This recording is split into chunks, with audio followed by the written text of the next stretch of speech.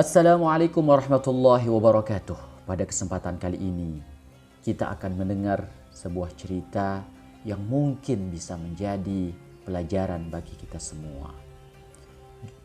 Cerita ini berjudul Terungkapnya Pencurian Jasad Rasulullah SAW. Cerita ini dikisahkan di dalam sebuah buku yang berjudul Fusul min Tarikh al-Madinah yang terjadi pada tahun 557 Hijriah atau bertepatan dengan tahun 1163 Masehi.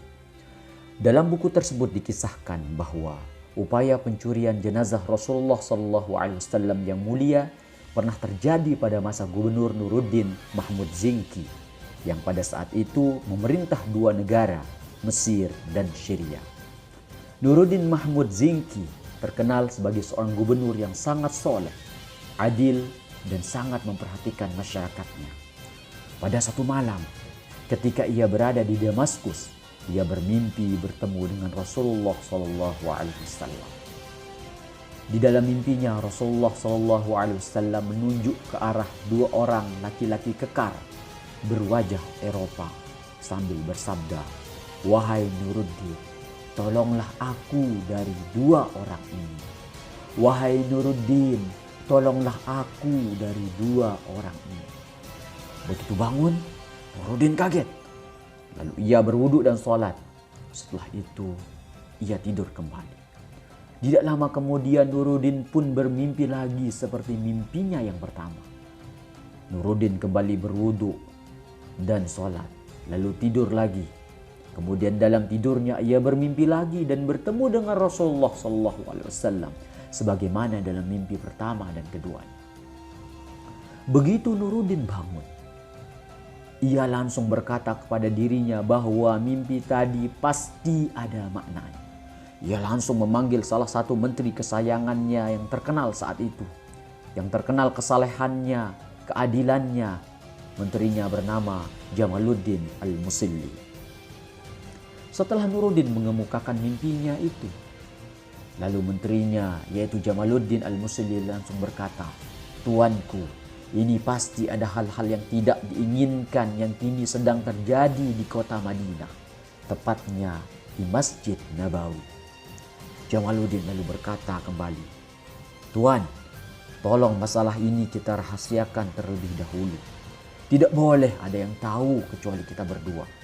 Kita berangkat besok pagi ke Madinah dengan membawa uang dan harta sebanyak mungkin untuk kita bagikan kepada penduduk Madinah." Setelah Nuruddin menyetujuinya, keesokan harinya keduanya ditemani pasukan dan beberapa pengikut berangkat menuju Madinah. Mereka membawa uang dan harta yang sangat banyak. Begitu mereka sampai di kota Madinah, Nuruddin dan Jamaluddin langsung berziarah ke makam Rasulullah SAW. Lama keduanya termenung di Raudhah dan menatap makam Rasulullah SAW. Namun keduanya belum juga mendapatkan jawaban dari mimpi Tuan Nuruddin. Setelah beberapa lama, Jamaluddin Al-Musilli berkata, "Tuanku, apakah Tuan masih ingat wajah kedua orang Eropa yang datang dalam mimpi Tuan? Seandainya sekarang aku hadirkan, mungkinkah Tuan bisa mengingatnya?"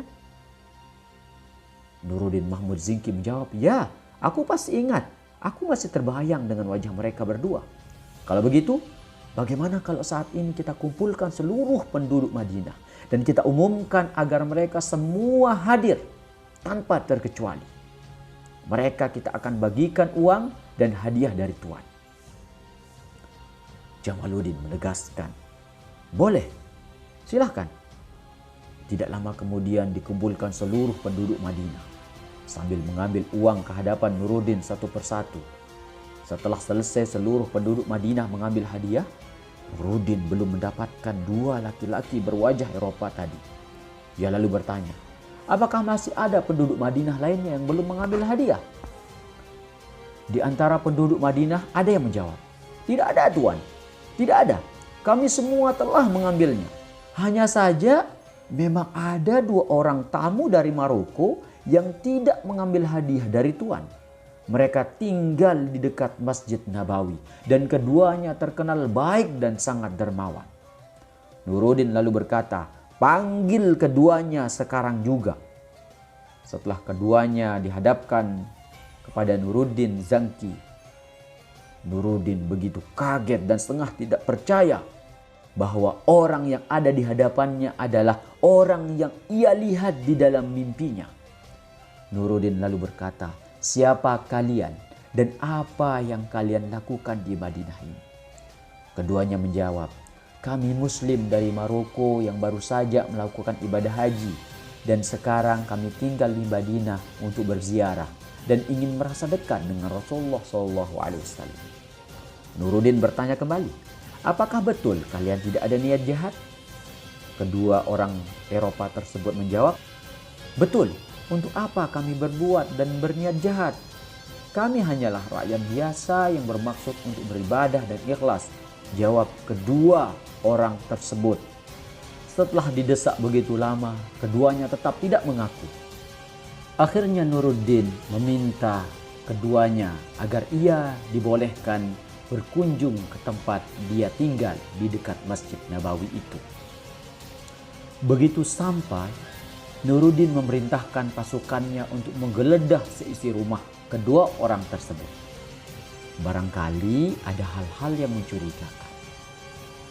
Memang di dalam rumah kedua orang tersebut tampak banyak uang, harta, dan beberapa kitab yang salah satunya adalah Mushaf Al-Quran. Ketika penggeledahan hampir selesai dan tidak didapatkan sesuatu apapun yang mencurigakan, serta Nuruddin dan pasukannya hampir meninggalkan rumah kedua laki-laki itu, tiba-tiba Nuruddin memerintahkan pasukannya untuk membuka karpet yang menutupi lantai rumah kedua orang Eropa tadi. Begitu dibuka, ternyata di dalamnya ada beberapa kayu yang sengaja dibuat menutupi sebuah lubang. Begitu kayu-kayu tersebut dibuka, tampak ada sebuah lorong gua. Nuruddin lalu menyuruh salah satu pengawalnya untuk turun ke dalam gua tersebut. Ternyata gua tersebut menuju ke arah makam Rasulullah SAW. Gua tersebut sudah menembus tembok Masjid Nabawi dan sedikit lagi akan menembus tembok makam Rasulullah SAW. Tanpa berpikir panjang, Gubernur Nuruddin pada saat itu juga memukul wajah kedua orang Eropa itu, serta mendesak keduanya agar mengakui kesalahan yang telah diperbuatnya. Dari pengakuan dua orang tadi, didapati informasi bahwa keduanya adalah orang Spanyol yang beragama Kristen. Keduanya datang ke Madinah untuk mencuri jenazah Rasulullah SAW. Keduanya menyamar sebagai jamaah haji asal Maroko. Keduanya datang mengemban tugas suci, yaitu mencuri jenazah Rasulullah SAW. Setelah jelas semuanya, kedua orang Eropa tadi akhirnya dijatuhi hukuman mati dengan dipenggal kepalanya di areal halaman Masjid Nabawi yang disaksikan oleh seluruh penduduk Madinah. Cerita pun selesai dan jangan lupa like and subscribe. Wassalam.